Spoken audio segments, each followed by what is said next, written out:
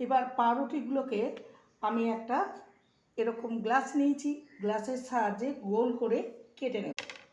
এইভাবে কেটে নেব। সেদ্ধ আলু নিয়েছি দুটো ছোট ছোট, আর একটা সেদ্ধ ডিম নিয়েছি। এটাকে গ্রেটারের সাহায্যে গ্রেট করে নেব।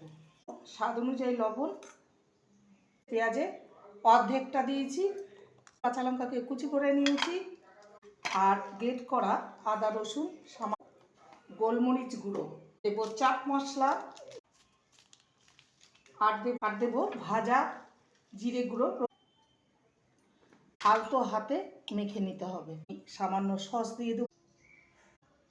মাঝখানে আরেকটা পাউরুটির পিস দেবো, তার জন্য এখানে আরেকটু সস মাখারের উপরে এটা একটা ব্যাটার তৈরি করে নেব। এখানে 4 চামচ ময়দা দিয়ে লবণ, গোলমরিচ গুঁড়ো, পাতলা না মোটা হবে, পুর ভরা পাউরুটি ডুবিয়ে নেব, কোট করে নেব, ছেড়ে দেবো। ভরা পাউরুটি